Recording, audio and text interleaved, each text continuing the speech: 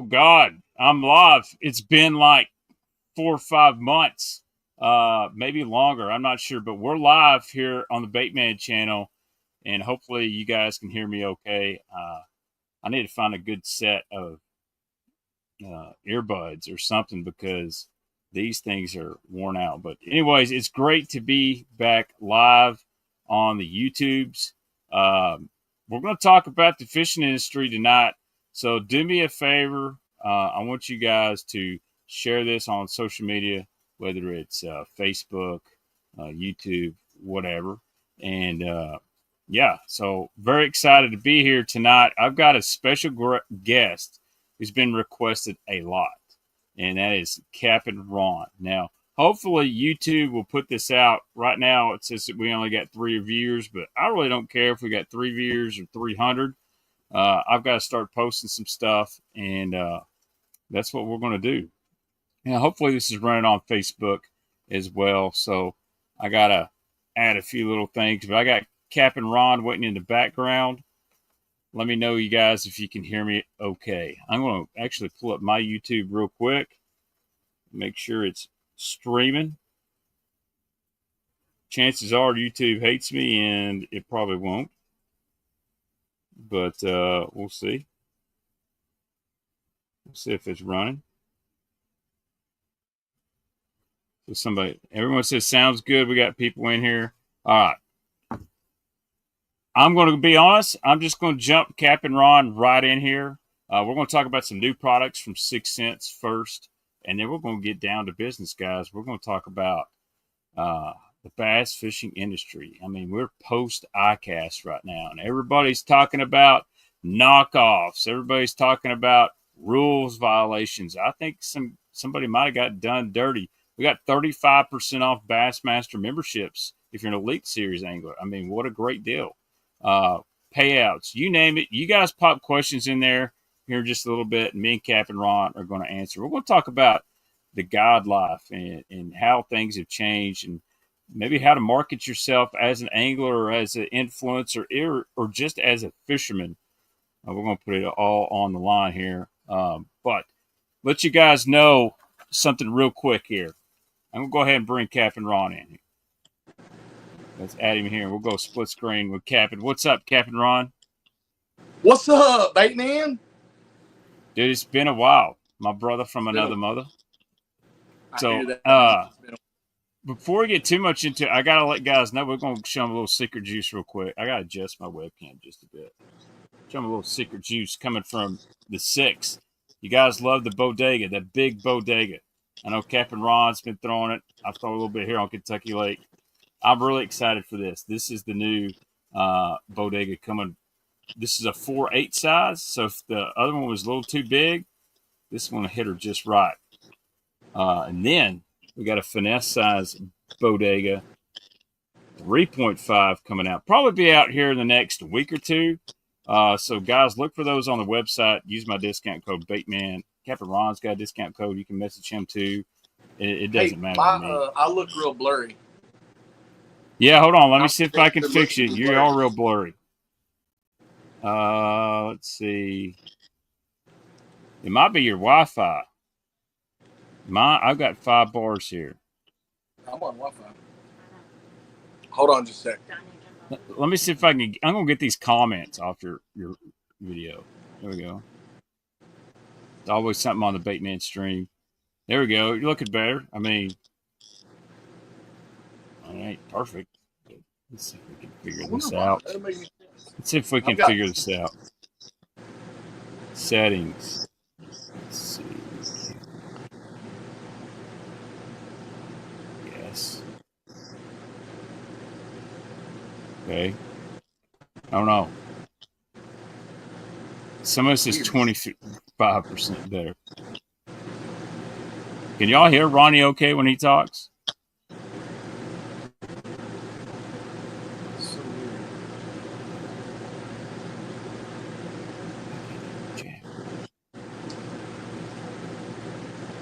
Not muting myself.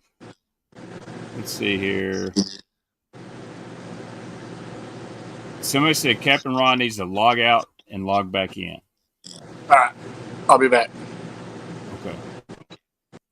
we'll give Ronnie a quick break. But yeah, so I'm really excited for this.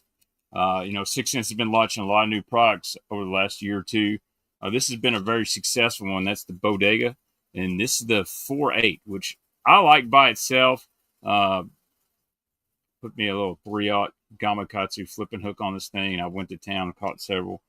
Now, if you want to go a little bit more finesse, there's the 3.5 black and blue green pumpkin, just a little teaser that's coming in here the next week or two. All right, let me bring CapN back in. Damn, he's still blurry. Man, what the hell? Let's see here. I've got my Wi-Fi is like at full strength, so I don't. Yeah. Just turn yours off. See. Will you let my wife turn the Wi-Fi off of her phone? See if it helps. Yeah, I don't know. Sometimes Junior used to get to playing with Xbox and shit like that, and going. We getting ready to find out right here. Someone says it's blurry and sounds like a fan is going full blast. Turn air off. Yeah, I ain't got no air in the bait room, dog. My nutsack's gonna be like a crock pot in here in a minute. How's that sound? I don't understand the blurry deal. I just can't hear nothing. I don't know if it's these damn headphones.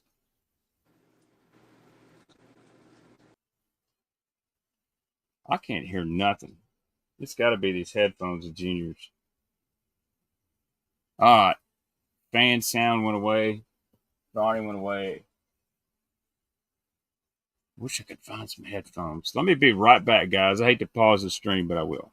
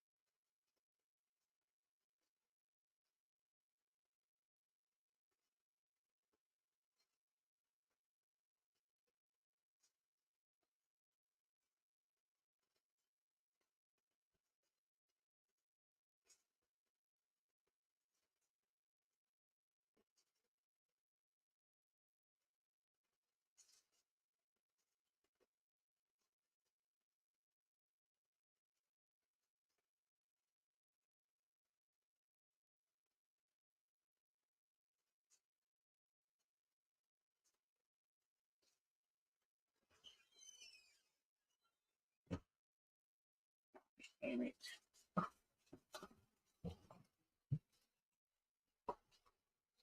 Well, I guess I don't have another set of headphones. That's great. I'd love to be able to find some here in my bait room. Thought I had a spare pair somewhere. We got all kinds of technical difficulties. God damn. All right.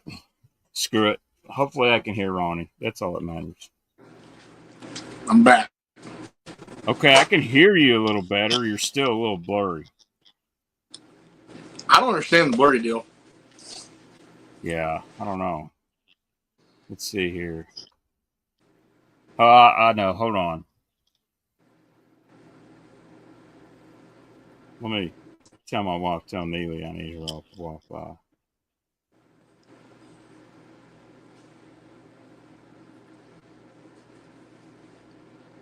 Well, this show is actually about fishing, okay? Bass fishing. But we had a little technical difficulties. I haven't done a stream in, I don't know, 4 months other than selling fishing tackle. But all right, let's see if we can get some questions rolling in here. He said, "Hey, Baitman, I didn't care for that dude you took to Lake X. He was disrespectful towards you the whole time. Seems like a jerk, just my opinion." Which you're talking about Austin, Mr. Fish Tips. He's like my neighbor now. He's a pretty cool dude. You kind of got to know him, but well, I know how Ronnie feels about Fish Tips. Ronnie, how do you feel about the Fish Tip situation? Well, I think selling specific waypoints for fishing and then calling yourself a conservationist, that's that kind of contradicts each other. I don't know. I'm not all for making it so easy that just anybody that owns a rod and reel can go do it. I'm big into making the outdoors a challenge and that sort of deal. Kind of the way that it used to be, the way we were all taught. That's it. And Yeah, I I love don't it think that people that's. go, well, if I find the fish, then they're my waypoints and I can sell them. Cool, man. You sell, congratulations, you found live animals living in the water and you're going to tell everybody else where they're at. I think that's awesome. Yeah, I'm I think kind the of people that indifferent. came before us would be proud of that. I get the gist of it. I mean, Well, explain it to me because I don't. And I've been doing this for a long time. yeah, I mean, In fact, I actually don't know anybody that's been doing it very long. It's kind of a weird deal. Here's the deal. Let me tell you something. I got a great saying for you. It's okay to make money in hunting. It's okay to make money in fishing, but it's never okay to make hunting and fishing about money. I That's where agree I'm at with on it. selling waypoints.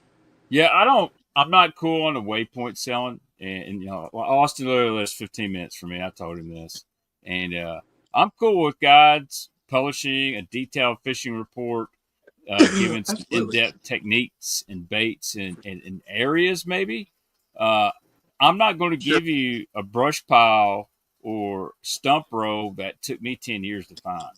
Not doing that. Right. Well, And take you out of it. How about the fish? Take you out of it. There's a school of bass out here at Lake Fork. They're sitting out there, and I'm going to make it public to everybody where they're at. Does that make me a conservationist? I don't think so. To me, it makes me greedy. And to think that because we go out and we find the fish that we've done something, man, stop. All the guys before us found the fish and they didn't sell waypoints. And you're not going to walk up to a lot of these guys and get them to, especially the guys. And this is kind of we're not in the same spot in fishing that we used to be. For some reason now, all of a sudden, anybody over 40, we just ignore them, and they've got a bad attitude and all that stuff. But man, Luke Duncan. I mean, we talked about Lawson out at Lake Fork selling them, and Luke was like, "That's terrible." So was Darren Craig. They were like, "That's." Remember that when we all went to the. I don't think you were there, but this was like the year before we all went to Choke. They talked about Lawson selling those waypoints out here, and they just couldn't believe it how bad it was. Anyways, I guess some people have changed their mind now, but I haven't. That's one thing yeah, about me. no, I stick to my guns. no, I don't blame you at all. There's just so much stuff going on right now. Is waypoint selling like is that our? That's just like the tip of the iceberg. You know what I mean? Sure, My deal it's a big is deal to me. if you're a team tournament angler, and that's about all I fish team tournaments. Not everything I fish is things that I consider my hole or my spots, and it just would make me feel really dirty to sell a waypoint. Now, can I put out a Sure, detailed fishing report with the right baits and stuff like that in the right style areas where a guy from out of town could come over here and catch a bass?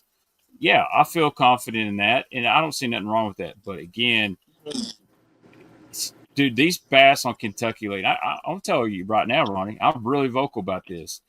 If you watch the Major League Fishing here on Kentucky Lake, it looked awesome. Catching 100 pounds, bass after bass.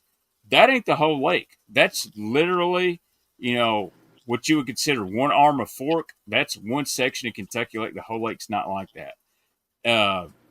And then you want to sell waypoints on this. Those schools of fish are already beat up so bad. I totally get where you're coming from, but yeah, I just didn't like the whole Kentucky Lake is back, and now we have all these new tournaments wanting to come next year. We can't even get sure. it close to where it was before we beat it back down again. So Right. And hey, look, man, I think Austin's probably a great guy. I really haven't met him or talked to him. I know his reputation is impeccable, and people really like the guy. And Fish Tips is his product, is his company. So I'm not knocking the Fish Tips. I think helping anglers become better anglers, helping anglers catch fish is awesome. Selling waypoints to me is one of the worst things you can do in the industry. And I yeah, hate. And listen, I don't care who it is, and Milliken and any of them, they're all my friends. But if you use the "I found the fish," I don't care. To me, you haven't done anything. Those are living fish. They're all of our fish. It's our lake.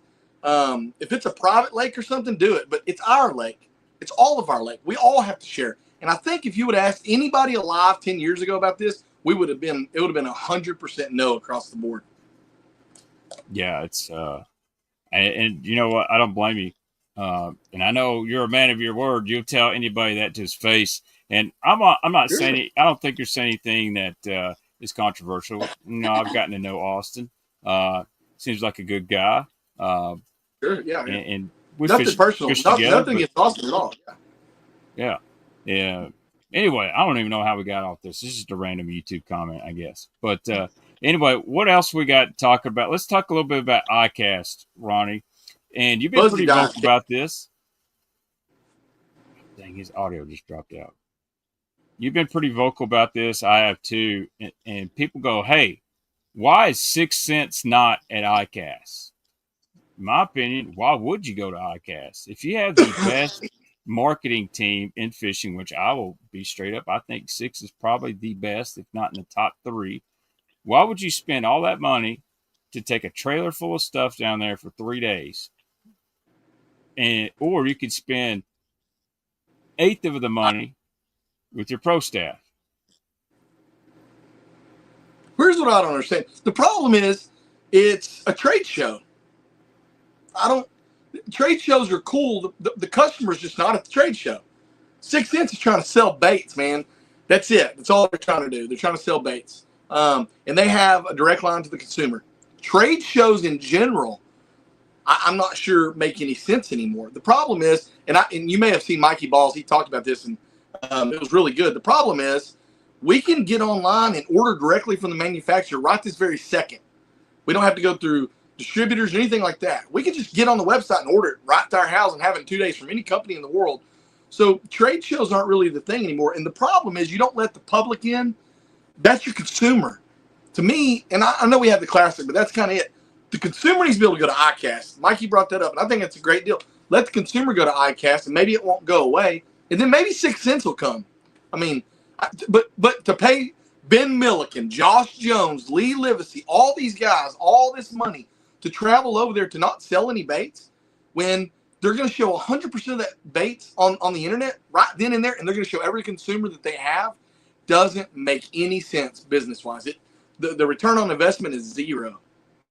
Yeah, really. I will actually disagree, Ronnie, on one part.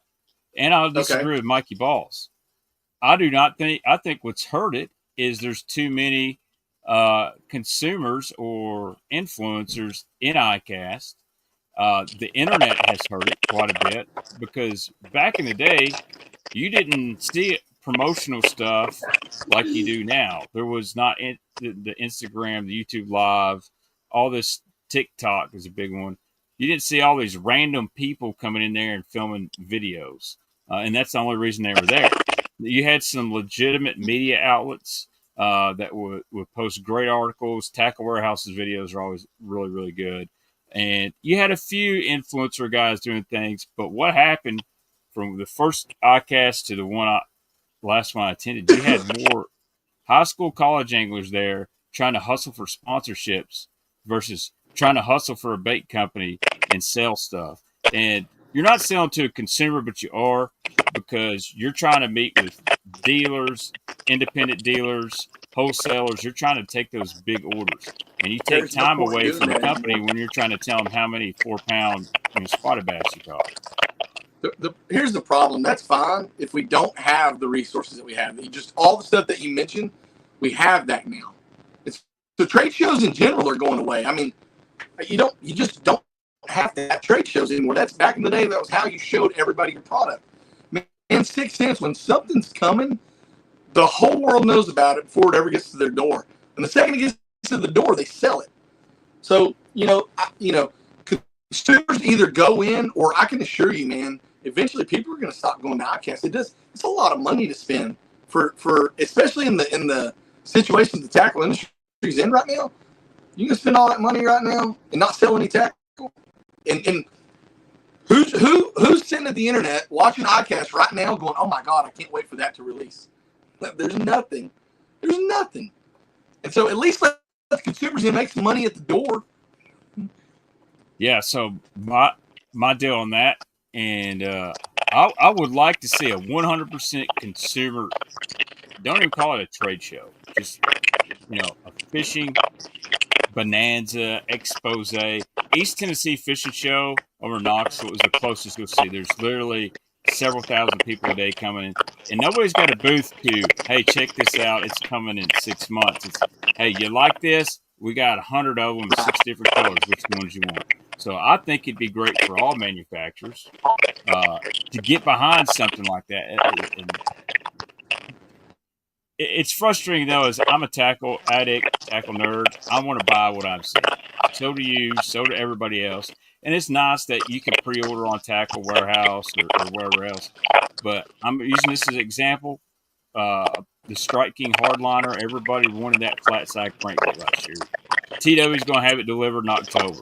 It took pre-order after pre-order. Then guess what? Then it gets delayed. Then it gets delayed. And then now Strike King's done lost a ton of sales over a bait that's a good bait that they hyped up 7 months ago. And then you get people canceling the pre-orders like, well, dude, if it's never going to come, I don't want it. So you run into that risk when you do an ICAST and you're not prepared. If you had that stuff ready to sell, like whether it's log on to Tackle Warehouse or you can buy it at the trade show, I think that would change things quite a bit for the industry. Now, I ain't going to log on. I'm not going to get hype on a minnow bait. Not too many of them. Maybe some of the sixes got coming, but Yeah, man, it's hard to get excited over everybody copying Fuzzy Dyson that's putting skirt strands through half bitten down Cincos and stuff. I'm like, man, let's do something cool, dude. Show me something cool. Did you say you got something cool you want to see? No, I said show me something cool at ICAST. ICAST is a party. That's all it is. Yeah, I've said it before. I said it on TikTok. It's honestly a dick showing contest. I mean, I'm not into that. Some people maybe, I'm not. But and the fuzzy thing. Do you remember that company Tightlines UV? Oh yeah. They were the first one. Yeah, they've been doing that for a long time. So these people that get on here and say, "Oh, the Japanese invented this," and there's no innovation, man. Some old redneck in Indiana was doing that a long time ago. And I get really torn up on these guys that are saying everything it's all Japanese ICAST. And the fishing industry is a bunch of clowns that have low IQ because they buy 6 cents and Strike King. That made me really mad, actually. And I'm like, man, if you knew how much stuff the Japanese rip off the U.S. anglers and companies, it'd blow your mind. You just don't see it because we have the U.S. media, and you're not looking at the Japanese stuff all the time. Right. Yeah, for sure. Yeah. They're and they've got some great stuff, especially for scope baits. They got some super innovative stuff, and it gets knocked off in the U.S. or whatever. But that's just business. That's just everything's knocked off. I mean, it's not fishing or everything's life. Like everything, you don't go to the grocery store and only see like one brand of hot dogs. They all look the same. Some of them taste a little different. That's true.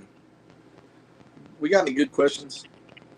Yeah, if you guys got any good questions for me, Cap, who's helping you out, Cap'n? Do what? Who's helping you out down there? What do you mean? Do you got a helper in the background? My wife's sitting here, but she's not doing anything. She's just chilling. Oh, okay. All right. Moral support. I do have a question. All right, let me close this blind back here. I got the link in the background for Instagram here. We gotta get this streaming figured out. That should be better there. What's going on? I did have a good question from Instagram. Speaking of conservation, let me find it here. Oh gosh. What was this guy? I might have blocked him because he got. All right. Here's a question. This has to do with everybody's favorite forward-facing zone. Now you look a little better now.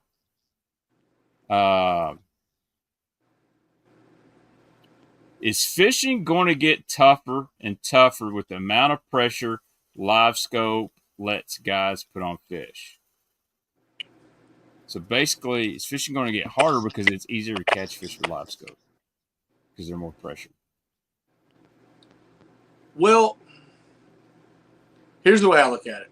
If you had a ton of deer living out in like a valley and they were just out there and you were just randomly shooting them, most of the time they don't really know you're coming from them, right? But if you all of a sudden started chasing them around with AR-15s and they saw you and you just constantly chased them, then you shot them, I think they would adjust. But in reality, I don't know that so much that live scope's going to really hurt anything. I think the reality is, man, the longer that we go along, the more that all of our lakes mature, the less cover that they have. I think the tougher fishing is going to get. You know, here's the deal. I don't know any angler that would say that, hey, fishing's as good today as it was 10 years ago, 20 years ago, 25 years ago. That's the same thing with duck hunting as well. I got into duck hunting. It's the same exact thing. The problem's habitat, man. These lakes in Texas, they mature and they lose habitat. Now, you'll bring up Ivy and Choke Canyon and Falcon and all these other lakes, and the reality is they have like a new lake syndrome. They're able to drop so low and stay low for an extended period of time, allow all the habitat to grow back up, and then they flood, and you get a new lake syndrome. Now, that being said, you and me both watched it at Ivy. Now, I've seen it at several lakes, but we watched it at Ivy, okay? And I can tell you this about Ivy, and only me and 4 or 5 people can tell you this at Ivy. It got tougher in 3 days. Mm-hmm. I mean, it got significantly. You remember, I couldn't even get my bait in the water when me and you put the trolling motor in the water. And by day 3 or 4, a lot of those fish were turning their nose up at us. Yep. That's a fact. Now, I'll tell you here on Kentucky Lake, you said it perfect. We have a lack of habitat and cover. Everybody knows Kentucky Lake, it's the structure fishing, the ledge lake. And then you get those guys that haven't been here in a long time. They go, oh, I love the bushes. You catch 100 a day in the bushes. And I'm like, huh, what bushes? Like, in the last 10 years, we don't have near the shoreline cover we used to. Part of that's the fluctuation of water up and down. They keep it so low in the spring. They're doing a little better, but, I mean, it doesn't take a whole lot to lose habitat. You know, if you lose 4 or 5 bushes in the back of one bay, that might have been all it had. So bass are adjusting. They're spawning deeper. They're using different cover, different. And that's why I think you see more fish in these open water zones. Not that I think some fish have always lived out there, but I think fish are adjusting to the habitat they're around. And you see that with live scope. Mm-hmm. Yeah, for sure. And, you know, and live scope is pretty interesting, man. You get to see, you know, things that spook fish and your flaws in your game watching live scope. And I love live scope. I think it's an amazing tool. I do question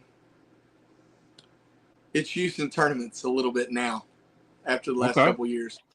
Man, and look, here's the deal. I don't want to end up being the victim of one of these arguing back and forth with some ding dong that fishes 4 or 5 days a month. Okay, I don't want to argue about live scope with anybody. It's not a hill I want to die on. Okay, and there's some of these guys that you wouldn't believe it, man. So, but listen, hear me out. Okay, I fish with new people 7 days a week, dude. I'm at one of the busiest lakes in the entire country, and I get a lot of really, really avid fishermen. Now, that being said, a lot of anglers love live scope and they want to learn live scope and they want to fish live scope. But I'm going to tell you something.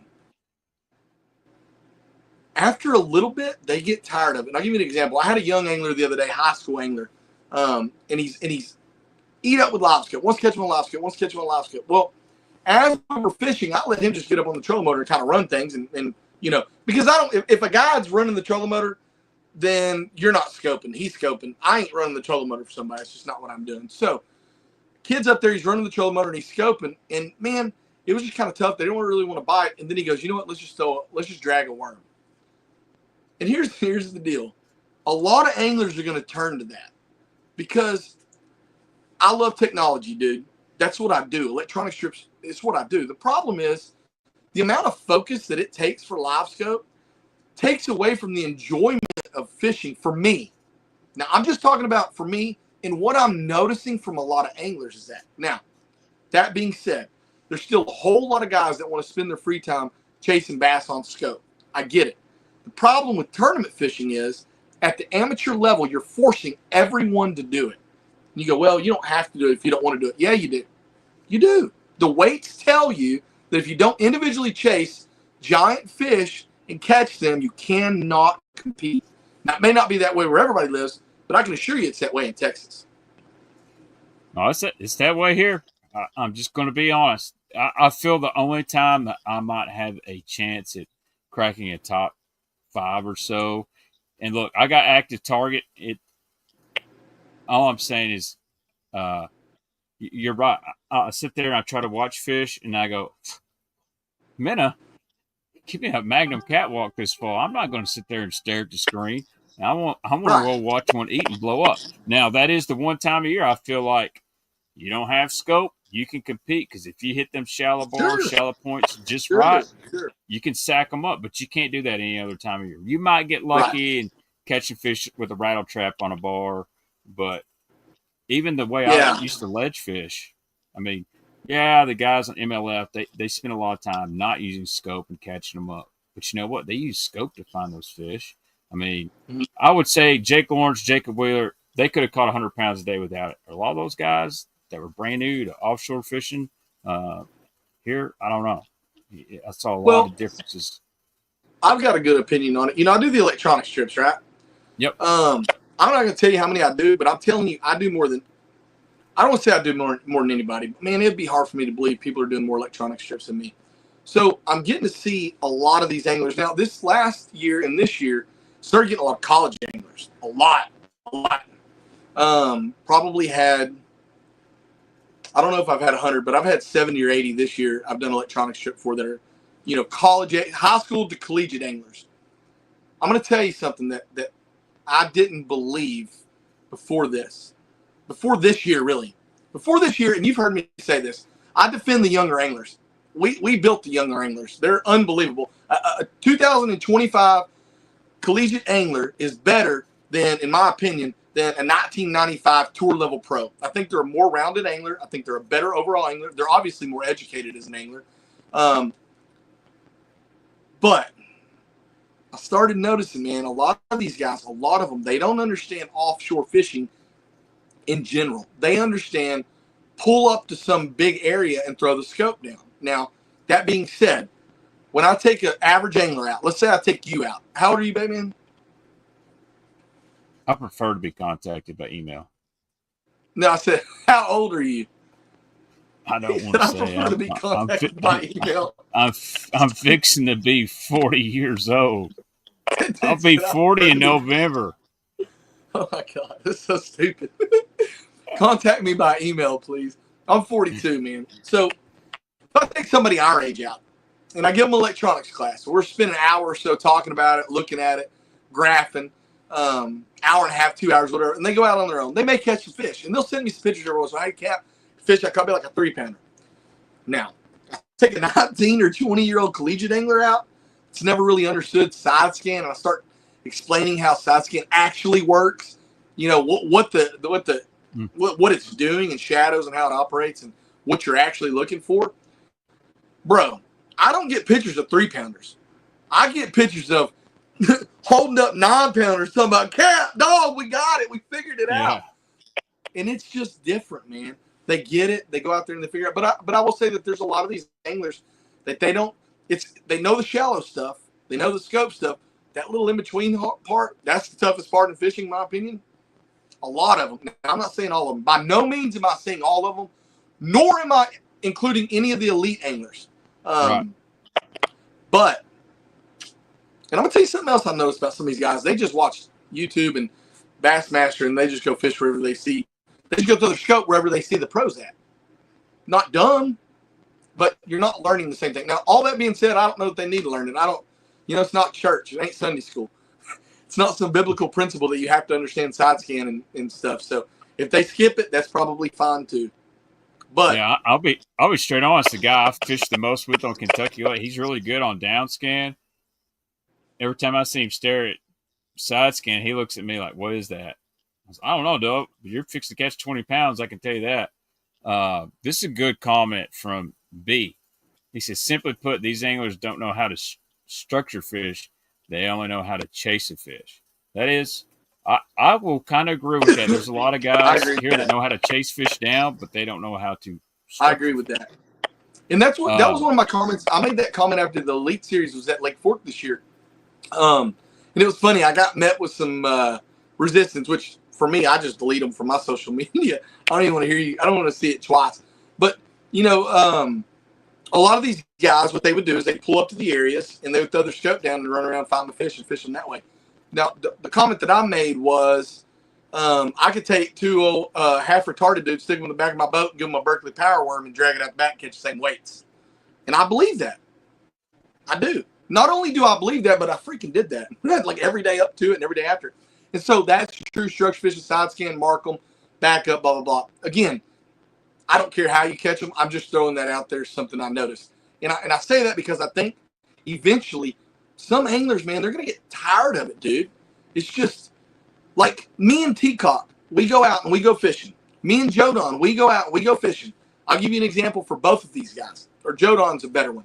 Me and Jodon, we go to Lake Palestine, okay? We go to throw a frog. That's the only reason we're going, dude. We wouldn't even go fishing if we weren't going to throw a frog. I don't necessarily want to go fishing on my days off. And Jodon probably had stuff to do, but we're like, hey, let's go throw a frog. He lives on Lake Palestine. We went to throw a frog. Hit two frog holes. There was nothing there to throw a frog around, no cover, no nothing. So I said, hey, dog, let's go to the south end. We can go to the south end. We can crank, throw shaky head, that sort of deal. So we get down there, and I thought about it for a second. I said, hey, you know what? There's one area down here.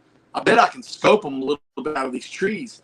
So he's like, all right, that's cool. So we ran in there, and I grabbed my jerkbait, and I start looking around the trees, and I see some fish. I throw over it, wham, wham, wham, boom, catch them. Nice one, like 8-pounder.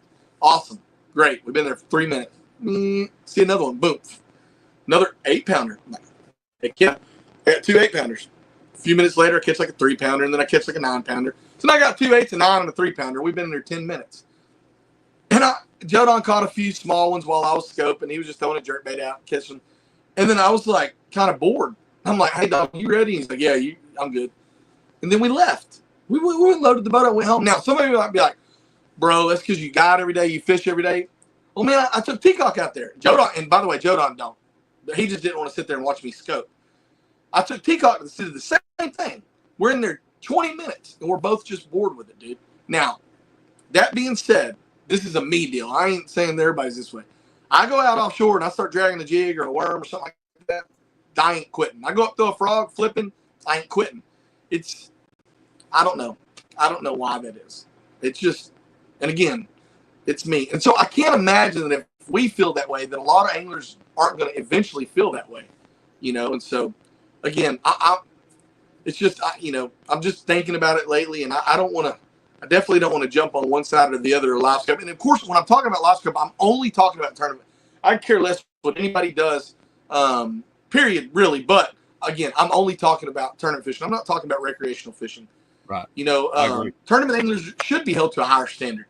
I mean, in the hunting sector, they're doing everything they can to make it harder and more of a challenge. In the fishing sector, it's the complete opposite. Make it easier. It seems like it. And I always joke around. I go, hey, man, if I could drain this little section of the lake and let these people run out there and scoop those fish up with nets, there would be 0 fish left in this lake. Yeah. You know, it's funny you're talking about, and he's in the chat, about dragging a worm and all that right before the Elite Series. I knew you were on them because actually one of my good friends, him and his son, Warren and Ollie, they took a guide trip with you. And, dude, they were there the week of the Elite Series. Flat spanked them. Yeah. You know, and Ollie, he scoped some fish, man, but, man, mainly we sat back and drug a worm. And caught big weights, dude. Bigger weights than they caught in the Elite Series. Or as big. I know. Bigger than most I was actually surprised. Like, not surprised at you. I was surprised at Elite Series. I'm like, dude, Ronnie's catching 40-pound bags over here. What's these guys doing? They trying to make it too difficult? Just drag a worm or football jig. Well, you know, and somebody made a point when I made my comment about that, you know, a lot of these guys spend their time to find 3 or 4 really good spots, and I've got 40 or 50 or 60 to run to. That's true. That's true. But I'm just saying, dude, I watched them fish. A lot of those guys had the ability to just sit back and drag a worm or a jig. And I know that, who was it? Buddy Gross did it the first day or two and then kind of tapered off or whatever. Granted, he probably didn't have enough fish. I don't think it was because he didn't use scope the whole time. I think he just ran out of fish. Ran out of fish that would bite. All right, here's a question for you, Ronnie. This is off topic. We'll open it. It says, what are CapN Ron's favorite reels that he uses day in and out? I know the rod answer, but I've never asked you about reels. I've got Kistler reels, man. The new Kistler Chromium feathers are unbelievable. I've got some Daiwas and stuff like that too, but man, those Kistler Chromium feathers, I haven't thrown a reel that's lighter than that yet, and I love them. And of course, the Kistler rods, the new Abrams series and the new Magnesium series, or that new Abrams series, I don't know. It may be the best rod ever built. I don't want to say that because you know how I am about them Kistlers. Not only me, dude, but I'm going to tell you right now, everybody gets in that boat the same dang way. I mean, they're the same way. I've told this before. My first ever pro staff deal, this will lead us into our next deal. My first ever pro staff deal was with Kistler. And that's when Billy was part of the company. And, dude, I love their rods. I got one right now. I use it all spring. It's a 7-foot, heavy, medium heavy, says Cinco special or something like that, dude. It's an awesome rod for pitching around shallow cover with the Congo crawl or whatever creature bait I want. And, dude, I stick fish. It's sensitive. And I'm not sponsored by them, but I'll tell you, Kistler makes great stuff. And they do listen to the angler. I know they listen to you and other guides to developing products. So this leads me to this. We're in this total different phase of the industry. It's not like it used to be where being pro staff meant you got to work trade shows. You've got to market yourself. You got to treat yourself as a business. What are things you see that guys are doing or not doing out there that are helping or hurting themselves? If you had to give a guy advice, whether he's going to be a guide, an influencer, if he wants to make it as a professional in the fishing world. Sure. So I think there's two sides to that. If you want to operate a guide business, that's a business. You're selling a product. You're selling a service. You need to market the way that the professionals market. Look at Coke. Look at Pepsi. Look at McDonald's. The reality is you need to make sure that the consumer knows that you're there and let them know you a little bit. You know, part of the problem with marketing for a lot of anglers, they think it's pictures. For example, I had a buddy that got into the car business. I had two buddies. that got in the car business. And what they thought that they were doing marketing-wise, every time they'd sell a car, they'd take a picture of their customers in front of the car and they would post it on their Facebook, and that was their marketing. The problem is, and I use this analogy, and this is, if you're a young angler, you're a young guy, and you're wanting to get into this business, I'm about to give you one of the best recipes for success you're ever going to hear. Hear my analogy and understand what I'm saying. If you turn on a movie right now, and within the first 2 to 5 minutes, a character dies, you don't care. You don't care. You're not going to shed a tear. There's no emotions behind it. But if you let that movie go on for an hour, hour and a half, and you like the character, you're invested in the character, you start to know the character, you start to get somewhat of an emotional attachment to the character. If he dies then, we all know what has the ability. Dude, people break down. I've been in movie theaters where you can't even hear the movie because people are crying so hard. And so it's important with social media that you're engaging with your followers where they know you. They build a connection to you. They want to go to you. That's the secret to my guide business. I run a lot of trips. The secret is people know who I am. We catch fish. That has a lot to do with it. But when they get in the boat, they're already getting in the boat with somebody that they've watched a lot. They've got to see every aspect of it. They're getting introduced to the family, the friends. Everybody knows Teacock. They're getting to see exactly who they are on and off a camera. And once you build that relationship with the followers, it's inevitable. Sales are going to follow. You create a culture. I made a post the other day. You know, marketing is what you're looking for, right? And so marketing is not selling a product. It's about building a culture that people want to be a part of. And when you look at Six is one of the greatest companies ever in bass fishing to do this. The Googans did it as well, but Six built a culture around the tackle company that people want to be a part of. The 6 Sense fan page was ginormous. People getting tattoos. We sell more hats and shirts than everybody combined in the industry, probably times 3. And it's because of the culture that's built. And when you build that culture, people follow, man. People want to be a part of that. But marketing is so much more than just posting a picture. It's allowing people to understand who you are, what your product is. If you're a professional angler and you're not doing that, you're not making any money. And what's funny is people will go, oh man, that tournament deal, that's just, you're going to lose. It's never been about winnings, ever. There's never been a moment where tournament fishing has been about winnings. Not today, not 20 years ago. And a lot of anglers on the professional level will go, man, today you got to focus on marketing. Brother, it's always been that way.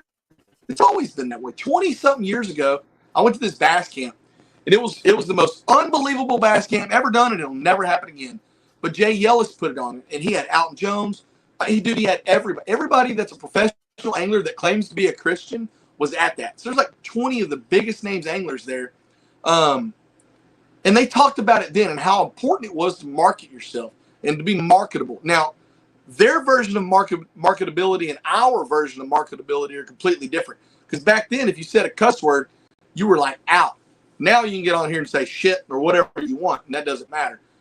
But it was always been about marketability. It's always been about selling product. If you're not selling product, no company has any reason to sponsor you.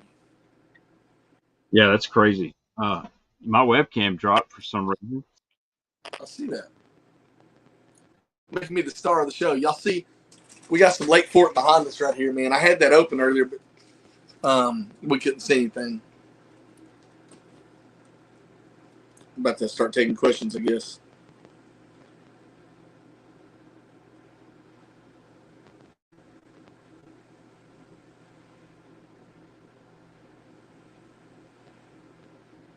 Yeah, B. You said, I agree. Ronnie is selling his personality and the opportunity to be around his success. It's both learning opportunity, but also customer service. 100%. That's exactly right. You know, not every day fishing is going to be good. So it's a lot about learning in the guide business and putting the information out there, letting anglers know who you are, letting them follow your daily grind. Dude, I mean, a lot of guides do that. A lot of pros do that. Gerald Swindle is one of the very best at it. And I love it. I'm here for it. I love watching them. You know, I love watching Lulu. I love watching all of that stuff. And I think I don't think that is the most important thing you can do in your professional fishing career. Whether you're a influencer, if you're an influencer, obviously that's what you're doing. But if you're a tournament pro or you're wanting to be a tournament pro or you're a guide or you're wanting to be a guide or you're thinking about building a guide business, man, you got to start today. You got to start putting yourself out there, showing people who you are, showing people what you do, teach them, entertain them. You got to do it all. It's important. Baitman, where are you at, dude? I don't know. All of a sudden, my webcam. My buddy said, Jodon's on here. He said, be the Kardashians of the outdoors. Sounds crazy, but no one's done it. I had to switch to my webcam on my laptop. Can you still hear me okay, though? Oh, yeah. Kyle Downey's talking about the fill and reel rods. So, Kyle, that's a composite rod. It's one of the best rods ever built. I put it on all my treble baits. Love that rod. Yeah, I've used the fill and reel. I think I used Ronnie's.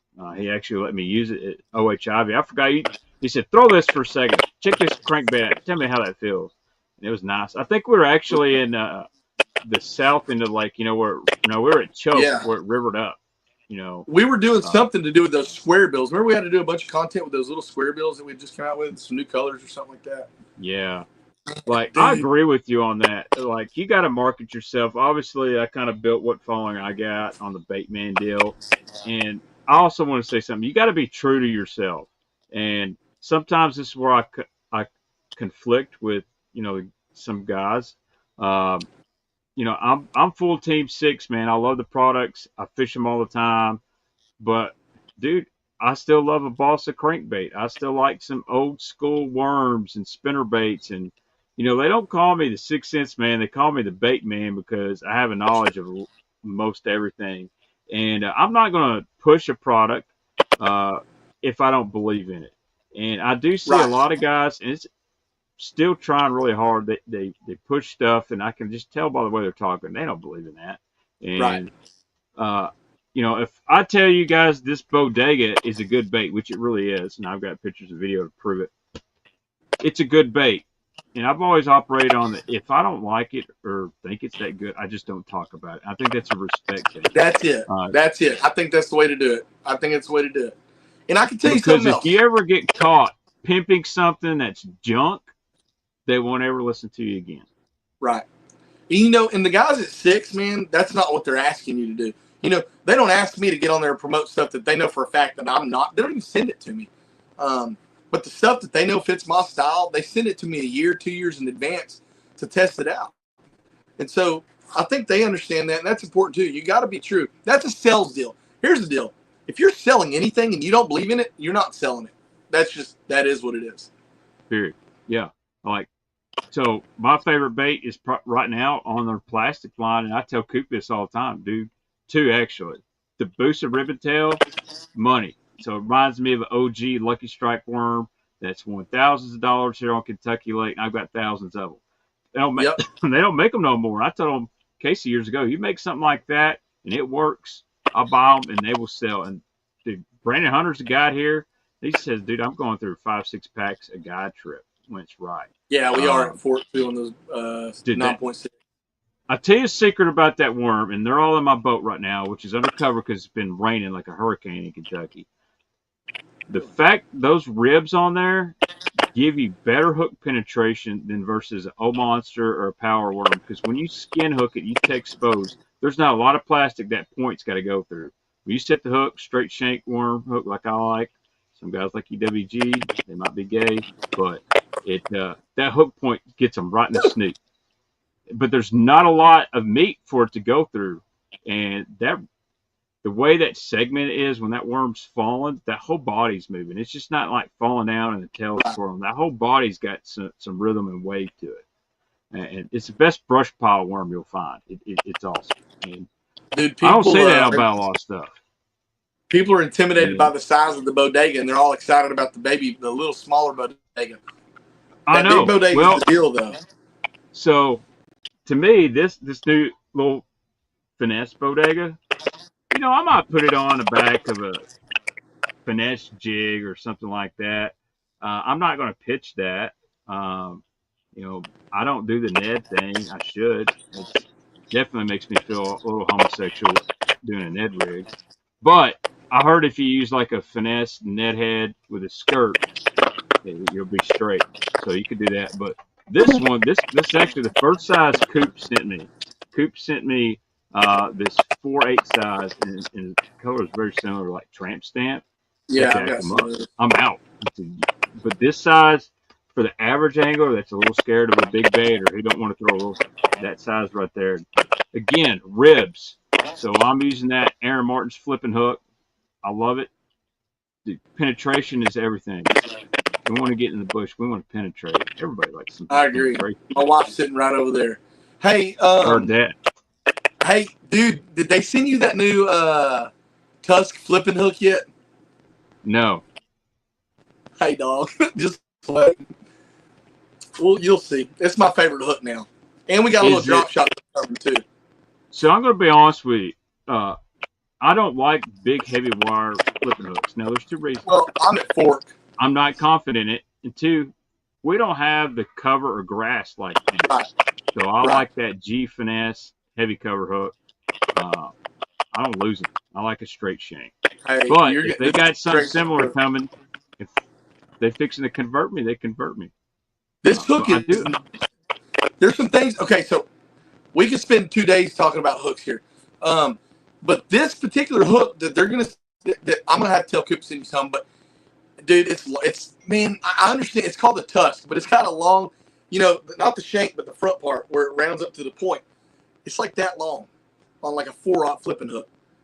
Wow. So, dude, it's cool. The bottom's not completely round. It's kind of got a little bit of it's just gnarly. Hand-tied monofilament bait keeper on there. Then we've got a drop shot hook coming out that's almost the same, which is going to be like a finesse shot hook. Dude, I love them. I'm so excited. We needed that too. I love the off flipping hook, but I don't like that plastic keeper as much. Yeah, that's one thing I like about that G finesse. I love this keeper on.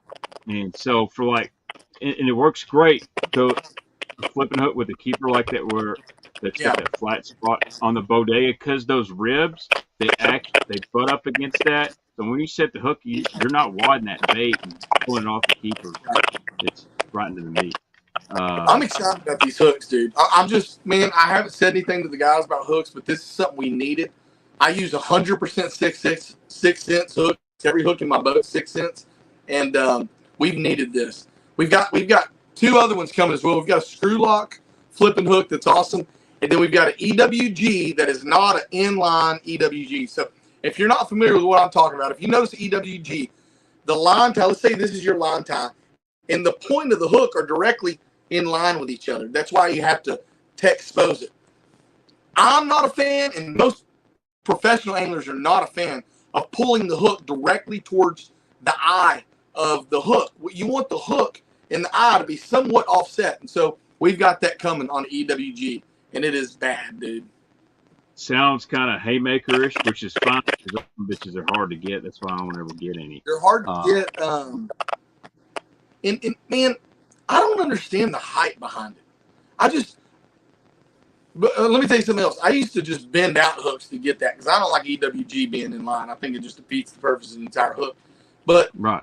I don't understand the hype behind the hook. I understand the hook's good, but I don't understand why people run out and just buy the crap out of a hook. That one blows my mind. I've tried a lot of different things, and of course, I've been in the boat with the OG Menendez. You cannot find EWG hook in his boat. I think the only time he'll use it is on like a casting shad flip style bait, something like that. Well, that's about the only time I use them. If I have a thick plastic bait, rather than use the EWG, I'll put a slit through the bait with a pocket knife. That's always done that. Yeah, always done. And I do like the jugular hook, the offset round bend. That's a bad dude. I throw that in the in my worms quite a bit. It sticks them. I do like an offset round bend for a big worm. Right. That's about 90% of what I throw in my boats. That jugular hook. It's not a thick wire and it's not a thin wire. Medium wire hook, and it's perfect. It's a perfect worm hook. Let me ask you this, Ron, since we talk about baits and hooks. They know we're 6 cents pimps, but are there any OG baits laying around in Ron's box that maybe he's just out and he wants to take a trip down memory lane and catch some bass? You're looking a lot sexier right now. It just kind of happened. Are there some OG baits in your boxes that you break out from time to time? Let me bust something out right here. I got to hang it up. We'll talk about this one. Oh, yeah. So one time I was going to fish a tournament in South Carolina. I called my buddy Jay Yellis. I said, Jay, I got a derb over in South Carolina, dog. You got any tips for me? He said, I do, man. It's an unbelievable topwater lake. Chase the herring. And then, dude, I'm going to tell you something else. I ain't never told Jay this, but kind of messed me up a little bit, dude, because he told me you can't win up the river. And then, like, 2 years later, Jacob Wheeler won up the river throwing a frog. And I freaking found him up the river. And I told my buddy, I'm like, we can't fish up the river because it's Jay. So we stayed on the main lake and got our butts whooped. But, hey, dude, tell me about that one. I'm a little stick. No, sir. This is a straight up pencil popper, dog. Oh, OG pencil popper. Hey, that's a Sharpie on there, cuz. No glass eyes needed. No, and then you take sandpaper and you shave this chrome off the bottom of it to make it bone. See that? Yeah. That's old school right there. And I'm going to tell you something else. I have whacked them on four. Dude, so back in the day when we got on this big bite extravaganza after I started guiding, dude, that thing, like the Lee Livesey bite, right? Remember that? Lee Livesey caught 43 freaking pounds on the very last day of a 4-day tournament. The last day of a 4-day tournament. On a saltwater super spook. Hey, dude. That's Lake Fork. That was before the super spook right there, dude. That's the OG right there. That's what I used to throw out here. Whack them on it. I had it hanging up there. You said something about old school. That's it right there. That's a good one. I don't throw it no more. I'm catwalk man myself. So how do we make 6 cents make a new school version of that bait? I don't know. That's different. It's a chop bait. It's a chop bait. The Alma deal's similar to that, but something like that would be kind of cool. Yeah, especially if it was silent. So what do you think about some of these companies doing partnerships with each other? Now you got Spro, KGB swim baits. You got Missile and Hog Farmer, and with now Strike King and Tater Hog. I ain't gonna lie, guys. I've been able to play with that bait for several months. actually January last year is when I had it in my hands. And, you know, one of my best friends, he's the painter for Strike King, and what he tells me, he doesn't leave his shop, and anything Casey or Coop or the 6 Sense guys tell me, he doesn't leave the bait room. You know, Sure. we respect business like that, but you know, I couldn't tell anybody I'd mess with that bait. But I like it. It's cool because you're giving credit to the original builder. A Right. guy like Tater Hog even says, there ain't no way I could build enough for mass production.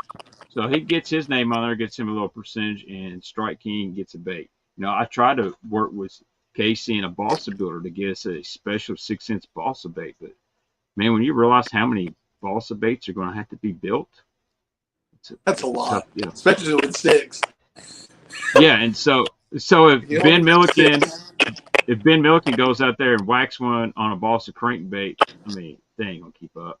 I mean, oh gosh, Ben Milliken, man, I won't sell that that many just because not enough people watch my stuff. But you know, but I think it's good. I think it's good for the business, and it's a show of respect. And I kind of like it. You know, I could see 6 doing something with somebody sometime, maybe in the spinnerbait, buzzbait world or something like that. Who knows? But all right, I knew. Oh yeah, let's talk about. I could see 6 teaming up with somebody over fishing line one day. Oh, absolutely. And I felt that was coming a while back. Let's talk about Bassmaster MLF right now. I still call him FLW. There's a lot of chatter out there. What do you think about the whole DQing situation, all this stuff that's happened since last time we streamed? Do you think they've got to be more transparent, or man, I'm big on innocent until proven guilty, and I feel a lot of these guys are getting hammered for anything. When you say transparency, to who? One, the angler. Now look, I say this, and I ain't trying to be mean. I like Scott Martin; he's my friend, but bro, he got caught twice. Yeah, he got caught twice. It is what it is. The whole Logan Latuso thing kind of baffles me. If what he's saying is true, and so I'm going to, play devil's advocate. It seems like a good dude. Never heard a bad word about him. Never heard someone say, "Hey, I tell you who gets some info." Never heard that. And he saw a public post and let them know, and they said, "Oh, okay, no big deal." And then first it's negative, then it's inconclusive, then it's positive. I mean, do you not just take the guy at his word at that point? Well, I don't know what you do. Here's the problem. The rules say if you fail a polygraph, you're out. He failed a polygraph. Supposedly he failed a polygraph. The problem is there's 100-something anglers. There's not 100-something anglers that are going to side with allowing a guy to continue to fish after they were told he failed a polygraph. That's the problem. That's the problem. Now, the flip side of that is, how old's Logan? He's probably in his 30s. So if you're in your 30s and you've been in this industry for a while and you've built an impeccable reputation based on integrity, which the entire sport's supposed to be based on integrity, but that's what your reputation is built on, dude, there ought to be more than just what they did to him. I mean, I told Casey this one time. We were talking about me beefing with another angler, and he was telling me something that the other angler said. And I told him, I said, Casey, you and I started at the same time. We're the exact same age. We started in this industry at the exact same moment. Now we're 20 years down the road, 15 years down the road, and we've built reputations. People think certain things about us. Now, I've tried to keep a good reputation. I know Casey had as well. So if we're 20 years, 15, 20 years down the road, and we've done all that to keep a bad reputation, why is it so easy for somebody to just discredit us instantly? Yep. I mean, I don't understand that part of it. So if Logan didn't do anything, why isn't Bass at least listening to him? I mean, going, hey, dude, we hear you. It was a mistake. We shouldn't polygraph you. Let's figure out a different route. I mean, his reputation should be able to be able to stake itself, that's a problem that I have. You get guys that have been in the industry 5 years, and they go and they talk trash about another angler, and then you listen to them, and the other angler's been in the industry 30 years. He's never done anything to make you think bad. It just doesn't make any sense to me. And so that's kind of where I am with the Logan deal. I think Bass shouldn't disqualify the guy. I believe him. I don't have any other reason not to believe him. He rooms with Lee. Lee ain't going to lie to me. And let me tell you something else. I think those anglers should stick up for him. Now they could be. Absolutely. They could be. But I can tell you this. I promise you this. I promise you this. And if my reputation doesn't tell everybody that this is me, then my reputation is not doing what it's supposed to do.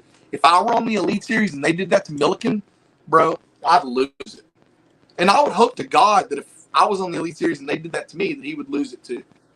But if they did that to one of my friends, I'd be losing it. Now, with that being said, I don't know what these other anglers can and can't do. It sounds like Bass has got them, tied by the balls. But I can tell you something else. There could be another mass exodus just like there was before. I think that's very possible. Look, I'll give them credit. NPFL is doing some really good things, especially this year.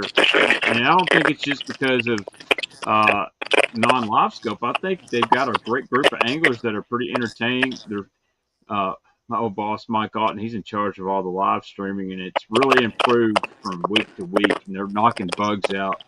There's obviously a niche there for the NPFL, and I'll also say this.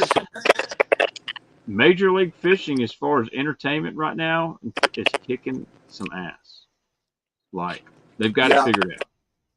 I think MLF's probably ahead of NPFL, and the reason is what you have to look at from a business standpoint is what does your incoming angler look like? What's their demographic? What's their age? Man, that's collegiate angler. That's the collegiate angler. Those guys have found the ability to raise money. They've got the ability to take all the time that they need to practice and fish to the open. So your incoming angler, your open angler, I think the age is going to be a little bit younger. So I don't know that NPFL is going to appeal to them. That's the problem. Now for us, our demographic, our age group, we love it. We love it. But I don't know that the 20-year-olds and 19-year-olds are paying near the attention to NPFL. I can't prove that. This is just my opinion. That they are to MLF and they are to Bass. And until the opens aren't the hardest tournament in the world to get into, Bass is leading the way, 1,000%. Yeah, I'll agree with you there. I had a buddy try to sign up for the opens, and he's got the money. It ain't no problem. Couldn't get in. Just couldn't get his money to him fast enough. And let me say something else about live scope. I don't think that Bass needs to ban live scope. I think Bass needs to have live scope all 5 or 6 or 7 or 8 events. I think MLF does what they do and NPFL does what they do. And it gives us 3 completely different platforms to watch. My only issue with live scope is going to be at the amateur level. And I thought about talking about this. I'm going to get into it because I don't know how many people are watching this, but hopefully it's not enough that I get strung up and killed over it. But no, don't worry about it. At some point, we've got to make a decision that professional anglers cannot fish amateur tournaments. Dude, define amateur. Like, so we're talking about Tuesday night jackpots or like the BFL ABA series? So I think BFL ABA series is amateur league. I think your 5 tournament year tournament trail, team tournament trail is an amateur tournament. I think Tuesday nighters are, and here's why Tuesday nighters are. Around where I live, you could take a 19-year-old and him win all 16 of the Tuesday nighters. Now that didn't happen before. They would run a few of them, but they didn't win all of them. And these are my friends that are doing that. The problem is, now, if you want to play devil's advocate for him, you go, well, man, they're not doing anything wrong, blah, blah, blah, blah, blah. Okay, fine, that's fine. Here's the problem. At what point do you say, okay, we're not going to do that? Do you do it when you have 3 anglers showing up, or do you just wait till there's no other anglers showing up? Because I don't know anybody or any tournament trail that's not losing anglers right now. And we can blame forward-facing sonar, and it has to do with forward-facing sonar. The problem is forward-facing sonar changes things, okay? So the angler that works Monday, Tuesday, Wednesday, Thursday, he doesn't need a special set of skills to be able to go catch the bass. He needs to know where they're at and know how to fish. That's the way it's always been. When you get into live scope, it takes a complete whole nother separate set of skills that you can refine with time on the water. It's never been that way. You never had to be able to be the best flipper or the best skipper just to win. It's just, in reality, that's never even mattered that much. Hell, I watched Boyd Duckett fish the first classic he ever fished. He had his finger on the trigger. Should have had a pickle in his mouth. And I could tell right then his mechanics are way off. But they don't have to be. You can still win the tournament. With live scope, your mechanics got to be good. Your accuracy's got to be unbelievable. And you have to be so intuitive with the fish that you can make adjustments instantly to make them bite.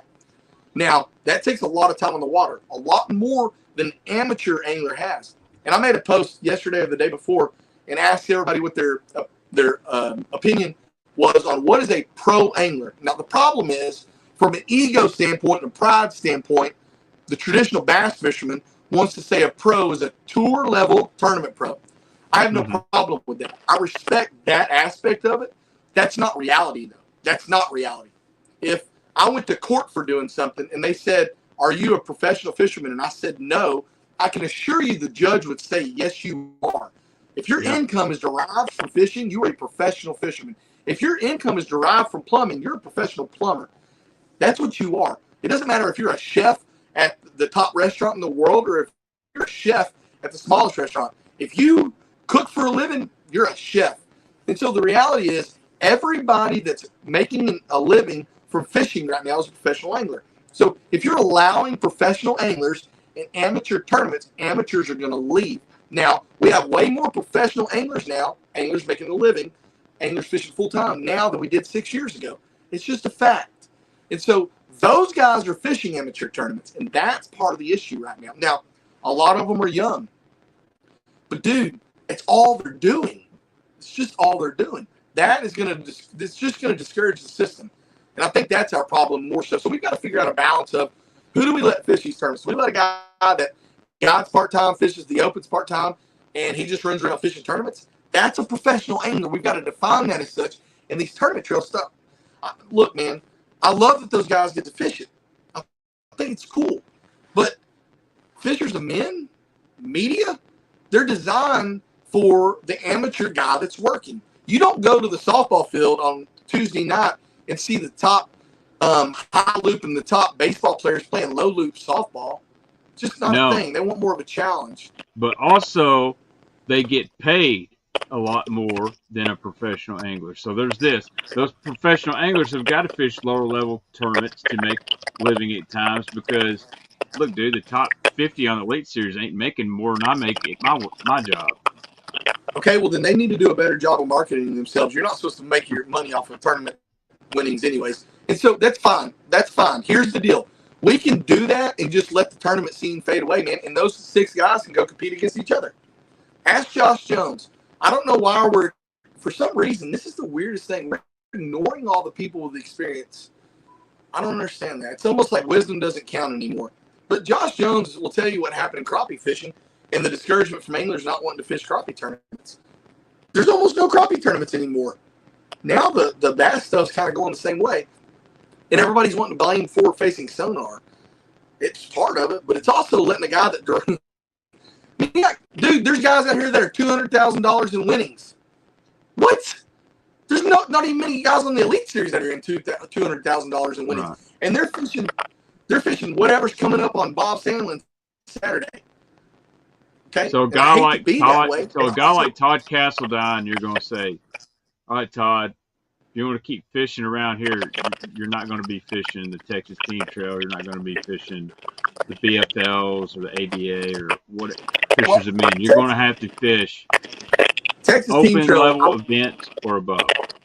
I would say, I think Todd's even brought that up. As long as they let him fish, he's just going to take money. But no, I think Texas Team Trail. You got to look at the entry fees. I mean, if you've got professional anglers fishing entry fees that are $150, doesn't make any sense to me.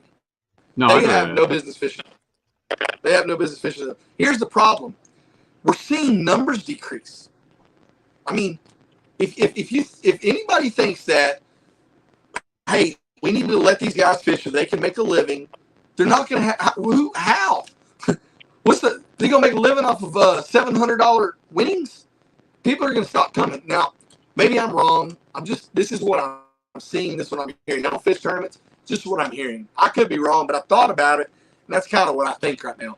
Again, not a hill I'm willing to die on. Just food for thought.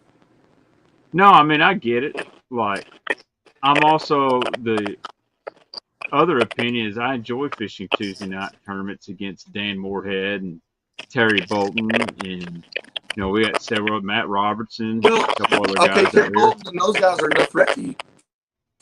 They're not. I hate to say that, they're not. I tell you what, my little buddy Pake is. I bet I'll bring Pake to Kentucky Lake, and every name you just mentioned gets throttled. Yeah, I actually, just be honest, I don't know if those guys have won anything lately, but not that they're bad anglers. No. But actually, the guys winning the Tuesday Nighters lately have been old farts that were winning them 20 years ago against it's not scopers. the same year. So obviously, It the ain't brush the same pile year. holes are paying off. The big worms working. There's certain guys, when they catch them, I know what bait they're throwing, just because Sure. I've been around them. And just like the guys that are good with scope, when they're catching them, I know they got a spinning rod a minute in their hand. And it is what it is. I mean, if Tommy Biffle wins a tournament tomorrow, you're not going to go, man, I bet he caught him on a swim bait. Probably You're not. going to go, well, Tommy Biffle, he probably caught him flipping a silver Biffle bug in really short shorts. Am I right? That's why and that goes to my argument of the angler today is better than the angler 20 years ago. Yeah. Those guys were super one-dimensional, man. Dude, let's be honest. How much real skill is there in flipping? You take the bait, you pull your line, you dive it in the water, you pull your line. Oh, there's one. You cover water is what you do. Versus, I mean, it's all relative. It's all relative. Let's see. Doug R says bass champs made by a team of guys that have won 6 figures fishing and can compete at the top. So here's the deal. It's a buddy tournament. Like, Icon's got this grassroots deal. They won't let you fish if you fished a Bassmaster. If you fished a Toyota Series or above, or any elite event. But you could fish a Bassmaster Open. So I didn't understand that. Man, I don't care what tournaments you fish. If you fish the Toyotas or the Opens, that means that's irrelevant to me. I care what you do with your time 7 days a week. If you're on the water 7 days a week, dude, and you're competing with a guy that's got to work 4 or 5, you are fishing different tournaments. Now, again, I'm not, if the tournament's a bigger tournament, you're like Triple T, that's not one that you would really care if the top guys got in it. I think, I don't think there's any difference between an elite angler and one of these guys around here fishing 7 days a week. You're not going to convince me that 50 or 60% of those guys in the elite series are better than our top guys out there. From what I know, from what I do, from my viewpoint, from what I've seen over the years, 50% of those guys in the elite series would get throttle rocked by some of the guys out here. It's because they're fishing the elite guys aren't even fishing that much. How many guys from Lake Fork that were a guide have fished at the top level and not been successful? Mark Pack was. Kelly Jordan, Big Bass. KJ, how many Big Bass titles has he won? He's won Elite Series, Top 150s. FLW, won an FLW Invitational 2 years ago. Lance Richard Vick, McCarty, the Hammer, Cody Bird.